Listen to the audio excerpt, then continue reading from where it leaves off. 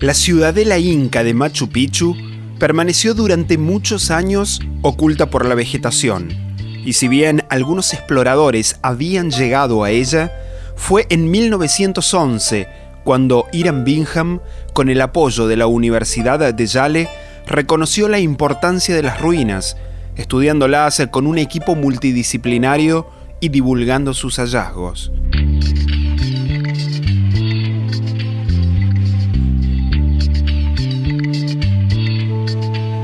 Cuando Machu Picchu lo encuentra Hiram Bingham en 1911, la encuentra llena de vegetación, con árboles sumamente crecidos, y cuando recién se descubre, se hace la historia, se empieza a hacer la limpieza total de todo el lugar.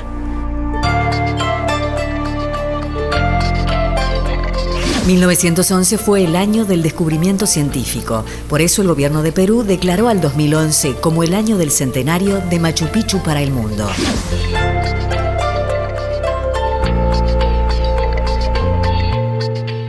Nos dice que él llevó más o menos 200 baúles. Dentro de esos baúles estaban restos óseos, cerámica y algunas especies en metalurgia como bronce. Pero oro no, se dice que no.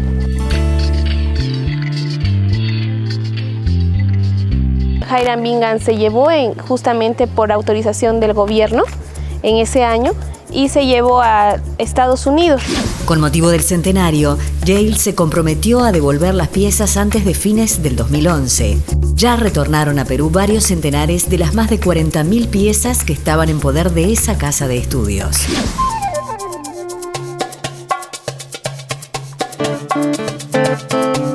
Para llegar al magnífico complejo arquitectónico hay dos opciones.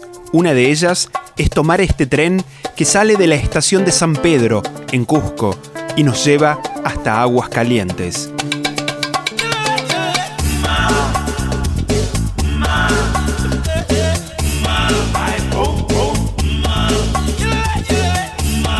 Aguascalientes es la última estación del tren que sale desde Cusco.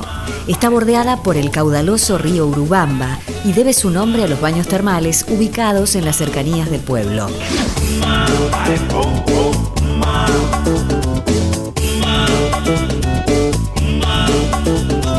Es un viaje de 4 horas.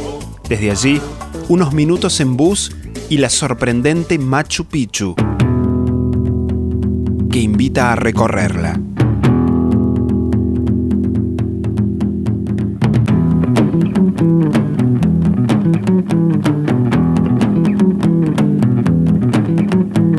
El tiempo de los incas está en sí desde los 1200, pero el tiempo de la construcción de este lugar es de los 1400 aproximadamente, en el gobierno de Pachacútec, uno de los incas, de los 14 incas que integraron el gobierno inca del Tahuantinsuyo.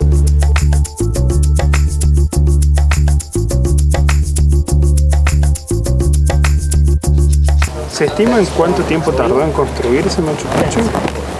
Machu Picchu incluso no fue totalmente construida, ¿no? Faltó algunas partes por construir, pero se estima más o menos que duró más o menos unos 40 a 20 años. ¿Y cuántas personas se estima que trabajaban? De todo el pueblo se estima, en población total se estima 800 personas, de las cuales eran niños más o menos unos 100, y las demás personas se dedicaban al trabajo de todo el lugar, ¿no? ¿Y todos ellos trabajaban en la construcción también? No, se dividía en la forma de trabajo, en textilería, en cerámica. Algunas partes, en este caso de las mujeres, se dedicaban también a la agricultura. No era el hombre solamente el que lo hacía.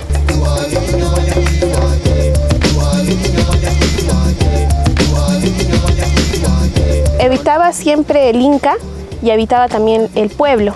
Pero cabe recalcar que el Inca no vivía dentro de la misma población, tenía un lugar apartado.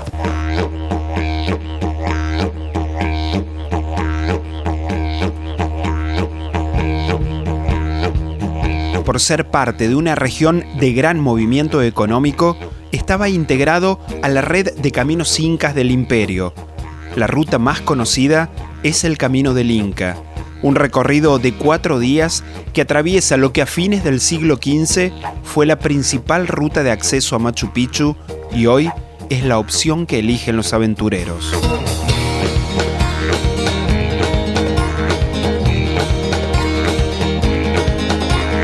encontramos 8 caminos que rodean de Machu Picchu y nos dan a diferentes lugares. A uno de ellos es el camino Inca.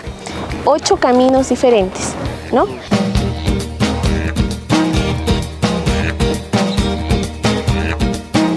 Todas las zonas, toda población tenía que tener su propia agricultura, su propia ganadería. En sí, económicamente tenía que estar bien compactada, ¿no? Lo que sí hacían es la forma o lo que se llama el trueque, porque no existía moneda en el tiempo de los incas. Entonces el trueque nos favorecía mucho para aquel producto que nos hacía falta en otra población.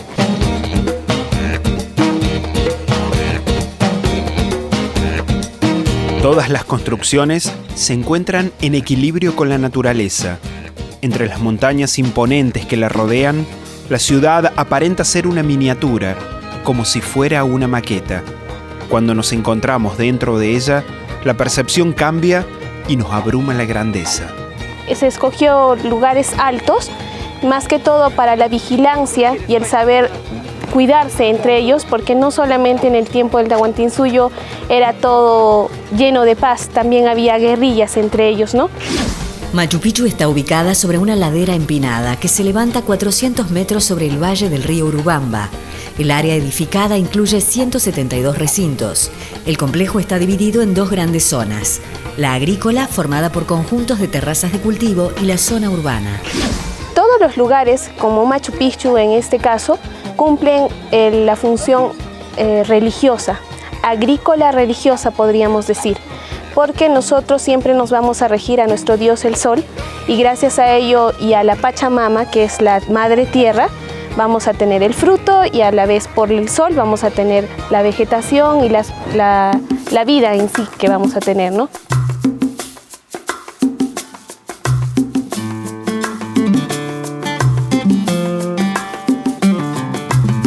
Los andenes de Machu Picchu son como grandes escalones construidos sobre la ladera. Son estructuras formadas por un muro de piedra y un relleno de diferentes capas de material que facilitan el drenaje, evitando que el agua de la lluvia se estanque. Tenemos 3 tipos de terrazas. El tipo de terrazas que estamos viendo acá al frente son terrazas de cultivo, porque son más anchas y son más grandes, y porque también se han encontrado vestigios de semillas de diferentes plantas. Y también tenemos las terrazas de ornamentación, las que vemos acá al frente, ¿sí? Son más pequeñas, son menos gruesas también, y solo servía para poner plantas, para poder ornamentarlas. Y mayormente vamos a encontrarlas en lugares religiosos. Este tipo de construcción permitió que se cultivara sobre ellos hasta la primera década del siglo XX. ¿Por qué los escalones son tan altos entre sí? ¿Hay alguna teoría al respecto? También hay muchas hipótesis acerca de los escalones. Una de las hipótesis más congruentes, se podría decir, o más claras, es que fueron así largas y un poco altas porque los incas mayormente subían las escaleras corriendo, y para ellos era mucho más ligero que la grada sea un poquito más alta y a la vez un poquito más larga en sí, ¿no? Para que ellos puedan tener facilidad para correr.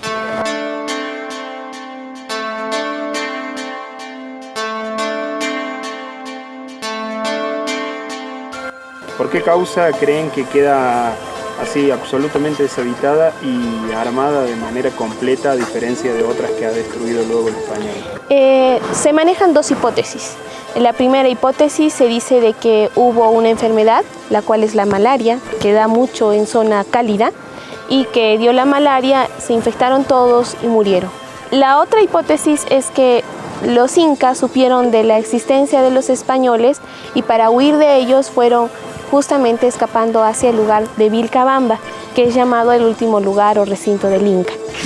Se estima que los conquistadores no conocieron esta construcción o que llegaron solo algunos de ellos, y gracias a esto las ruinas se mantuvieron originales.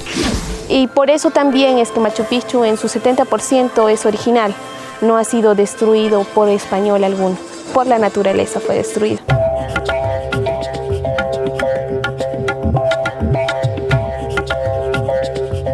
Hoy no solo es patrimonio de la humanidad, es una de las nuevas 7 maravillas del mundo. Hace casi 2 horas que llegué y no dejo de asombrarme de la sabiduría de los incas, y todavía queda mucho por recorrer.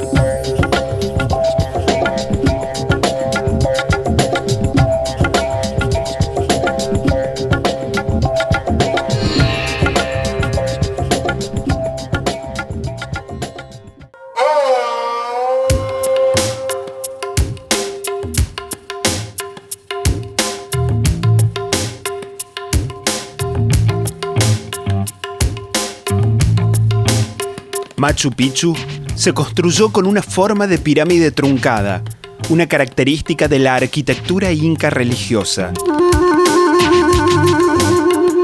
Esto hace pensar que era una ciudadela dedicada a la religión y que alojó un grupo selecto de nobles y sacerdotes que se dedicaban a la adoración del sol, el agua y la madre tierra. Tenemos un solo Dios, el sol, pero tenemos muchas divinidades, podríamos decirlas. Las estrellas, la luna, el arco iris, son divinidades que nos rodean y por el cual nosotros también estamos agradecidos.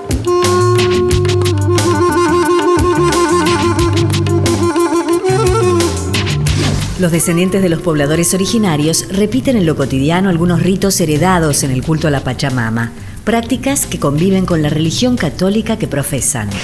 Una creencia religiosa muy típica y muy común que se da en todo pueblo hasta el día de hoy es, por ejemplo, tomar el primer vaso de chicha o de agua, el que fuese, y primero brindarle a la Pachamama, ¿no? Porque primero tenemos que brindarle y agradecerle a la tierra el alimento que nos está dando. Es un caso muy simple, pero muy típico y que hasta el día de hoy no desaparece.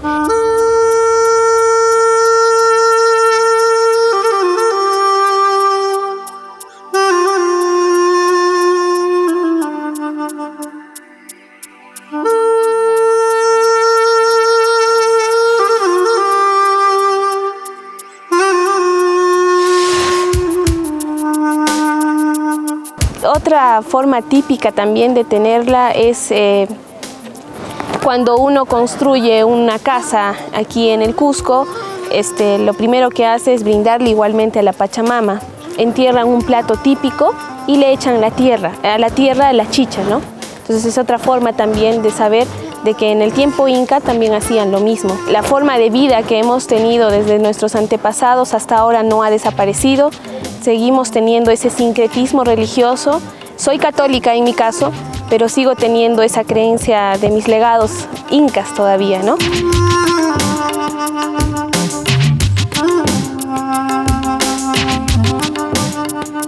Ubicada a la entrada del antiguo cementerio, la roca funeraria era un lugar sagrado donde se realizaban ceremonias y ofrendas. Su nombre se debe a que en esta zona los arqueólogos encontraron restos humanos que estaban sepultados. Es un bloque de granito finamente labrado a manera de altar. Fue también usado para realizar ofrendas a la Pachamama. Estas rocas no son de la zona. Nosotros tenemos acá la roca caliza, porque simplemente se dice de que traían en forma de agradecimiento a la Pachamama y la veneraban aquí, justamente a esta roca. Aquí en esta gradería se hacía el sacrificio y se pone a la llama allí, ¿no? Y en ese momento se agradecía con estas rocas, porque todo el peso lo traía uno, ¿no? Y era forma de agradecer a la tierra también eso, ¿no? Y traían de diferentes zonas estas rocas y las ponían aquí.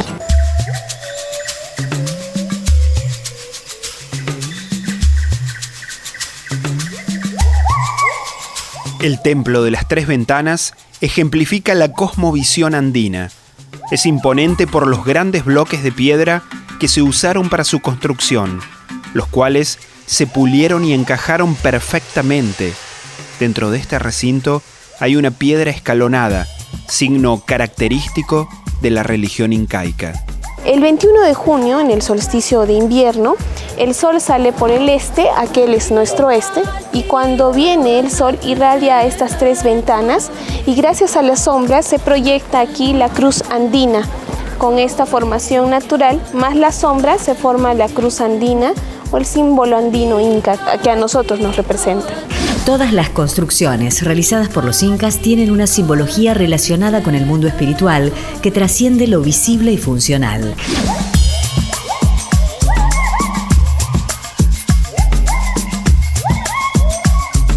En una de las explanadas del Templo de las Tres Ventanas está la piedra Intihuatana. Su nombre significa donde uno ata el sol, y este era su objetivo. A través de los rituales religiosos trataban de alargar el día.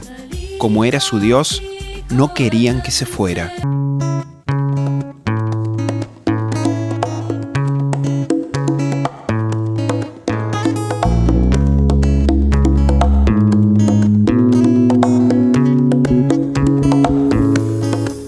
Esta zona de canteras muestra diversidad de rocas talladas o semitalladas, con cortes para la construcción, entre las que destacan canales entrantes y salientes, rocas a medio cortar y rampas para movilizarlas. En esta zona vamos a ver, por ejemplo, cómo aprovechaban la forma de rajar o resquebrajar las piedras para poder construirlas. Aprovechábamos las diaclasas, que son estas, o aberturas naturales de la roca, para luego poner las cuños de maderas, haciéndoles hoyos anteriormente, y con el sol, echándoles agua, esto hinchaba y rajaba la piedra naturalmente. Otra forma de rajarlas era piedra con piedra, y al momento de pulirlas echábamos arena encima y con otra piedra encima empezábamos a sobar la piedra suavemente y se pulía la piedra a la forma que nosotros queríamos obtener.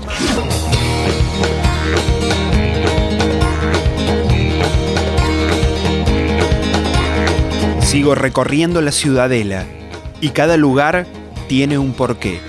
Es imposible retener tanta información, pero quiero conocer la historia que esconde cada muro. Caminando entre ellos, me acompaña el murmullo del agua que corre por los canales.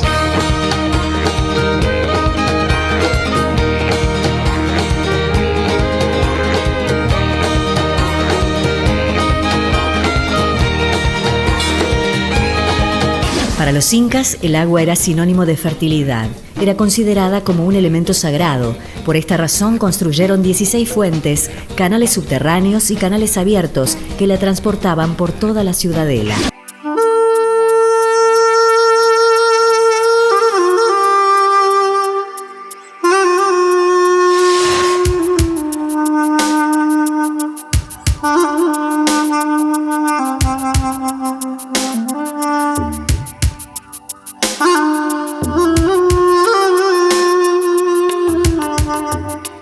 Estando aquí, se entiende por qué esta ciudad remota ha trascendido al mundo.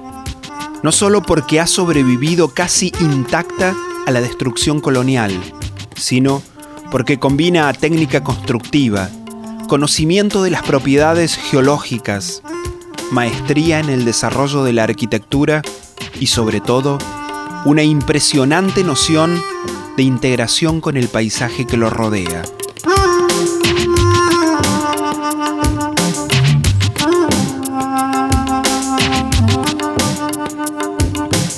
La lluvia no cesa sobre la selva andina. Ya es hora de partir.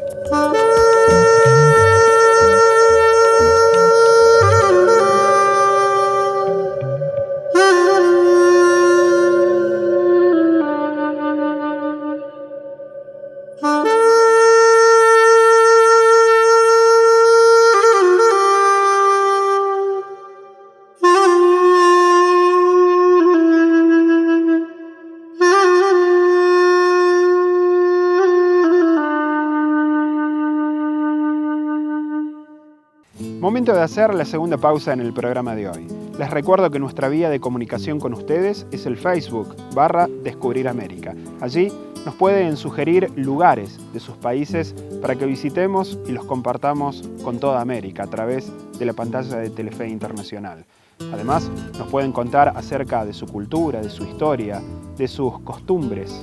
Les aseguro que valoramos mucho toda la información que puedan compartir con nosotros acerca de América. ¿Hacemos la pausa ahora? Ya continuamos.